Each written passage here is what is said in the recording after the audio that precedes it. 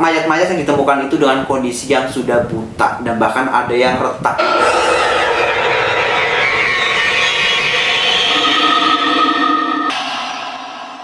Hai, selamat datang di channel gue, Julianto Iska. Yuhu.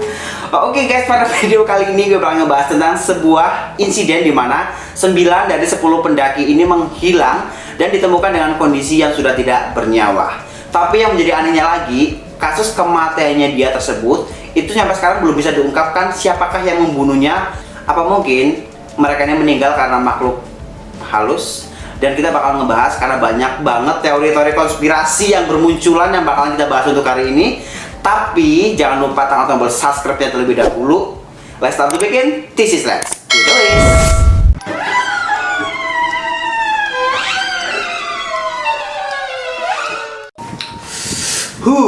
Oke guys, kasus ini dikenal dengan kasus Dyatlov Pass.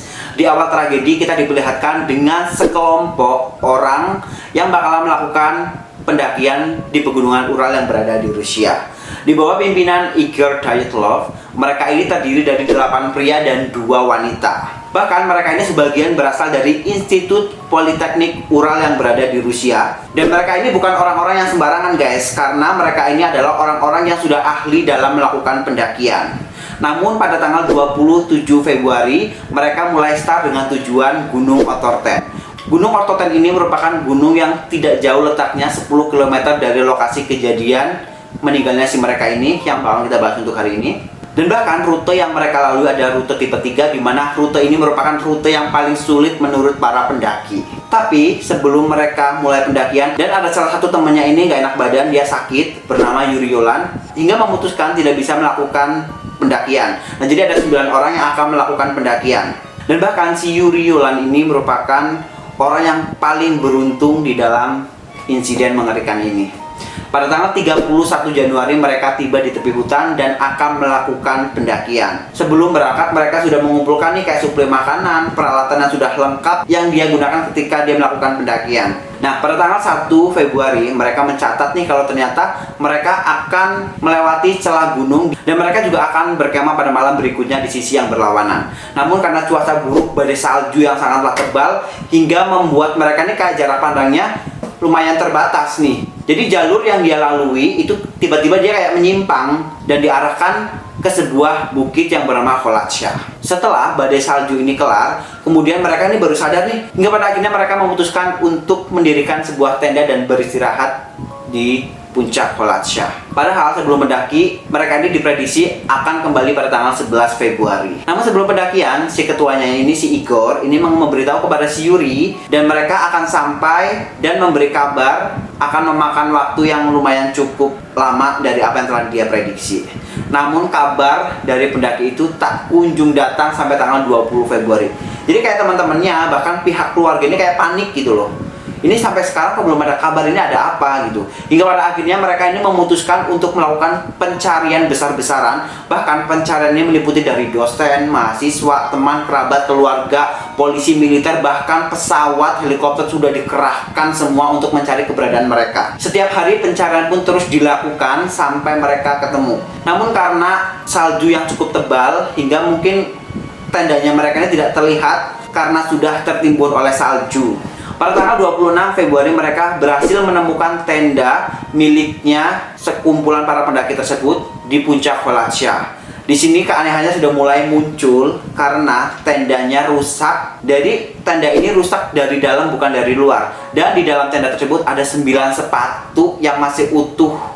Coba, jika kalian pikir coba, di cuaca yang sangatlah dingin, ibaratnya minus 30 derajat, masa iya sih mereka keluar tanpa menggunakan alas kaki? Kan itu sangatlah tidak logis. Kemudian tim pencarian ini mengurutkan kayak jejak kakinya dan dia diarahkan ke sebuah tepi hutan. Setelah sampai tepi hutan, mereka dikejutkan dengan penemuan 2 mayat sekaligus yang diketahui bernama Krisovenko dan Dorosenko. Mereka ini ditemukan dengan kondisi yang sudah tidak bernyawa dan dia hanya memakai celana dalam yang berada di bawah pohon cedar. Tapi di pohon cedar tersebut ranting-rantingnya tuh di sekitaran 5 meter itu udah kayak rusak. Dia kayak udah berusaha buat manjat. Entah ini manjatnya dia untuk melindungi diri atau mungkin ada seseorang yang sengaja mencelakai dia. Dan mungkin dia kayak menghindar naik pohon tersebut. Tidak jauh dari lokasi ditemukan 2 mayat tersebut, tim SAR juga menemukan 3 orang lagi yang bernama Igor Dyatlov ketua, Zinaida, dan Rustem. Bahkan posisi mereka ini kayak lagi buru-buru dan ditemukan dengan kondisi yang sudah tidak bernyawa dan dengan keadaan yang sudah terpisah-pisah. Jadi jaraknya lumayan berbeda, dari 300 meter, 480, terus 680 dari pohon cedar. Yang lebih anehnya lagi nih guys, ternyata polisi bahkan pihak forensik mengungkapkan kalau ternyata mayat-mayat yang ditemukan itu dengan kondisi yang sudah buta dan bahkan ada yang retak di bagian tulang kepalanya. Coba, ngeri banget kan?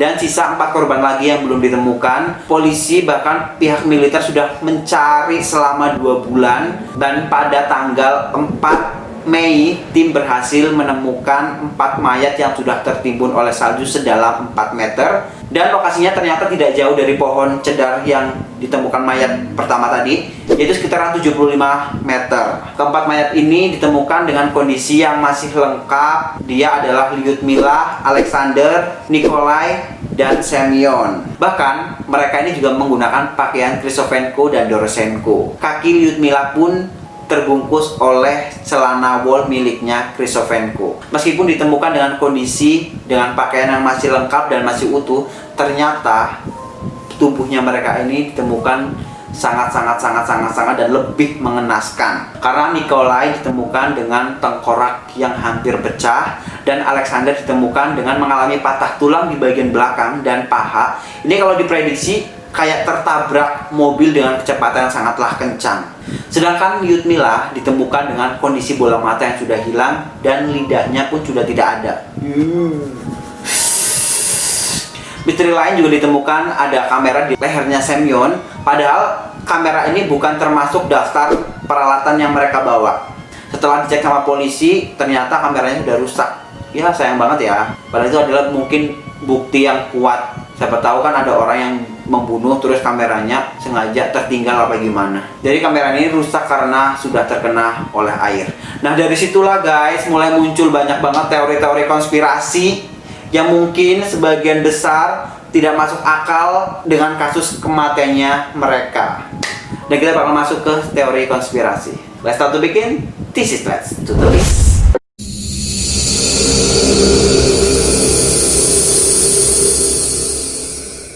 Oke guys, teori yang pertama adalah teori mereka dibunuh oleh suku Mansi. Jadi suku Mansi ini adalah suku asli dari pegunungan Ural, di mana suku Mansi ini menyerang dan membunuh para pendaki tersebut karena mereka ini telah melewati dan memasuki tanah mereka. Jadi hipotesis ini dipatahkan karena tidak ada terjadi indikasi dari suku Mansi dan para pendaki ini kayak berantem.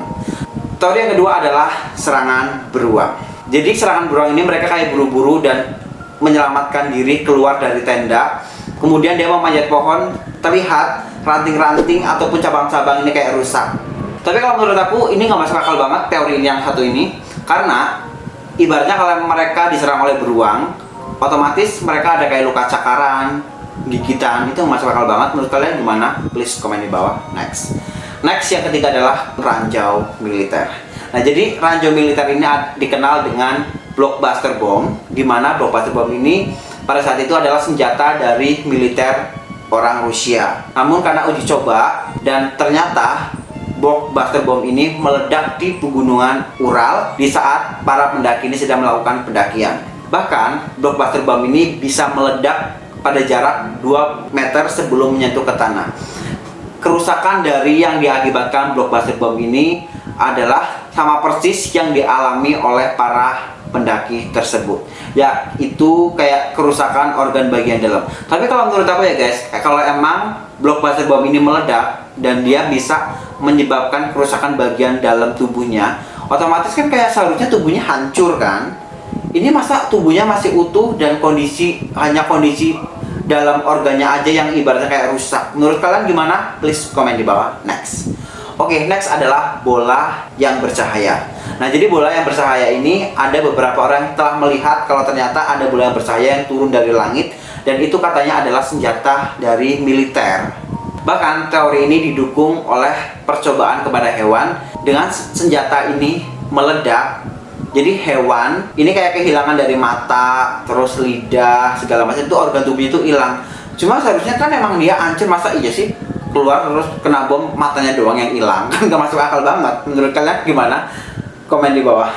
Oke guys, jadi kesimpulannya dari kasus ataupun insiden ini adalah bahwa korban ini meninggal karena kekuatan alam ataupun mistis. Dan bahkan pemeriksaan dari catatan ini sengaja dihentikan pada bulan Mei tahun 1959 karena tidak ada bukti atau pihak yang bersalah. Dan sampai sekarang teori ini masih menjadi misteri, siapakah yang membunuh atau mungkin makhluk halus. Menurut kalian gimana? Please komen di bawah. Oke guys, itulah kasus dari Dayat Lopez. Dan buat kalian yang belum follow Instagram aku, please follow. Dan jangan lupa tekan tombol subscribe-nya juga. Itu sangat penting banget karena aku bakalan upload video lebih menarik buat kalian. Karena aku udah gak sabar pengen ketemu kalian, dan aku minta saran sama kalian untuk kirimkan email kalian untuk next kedepannya aku bikin video apa. Kalian dapat kirimkan email kalian di juliantobia@gmail.com. Dan see you next time. Karena aku udah gak sabar ketemu kalian lagi. Bye bye.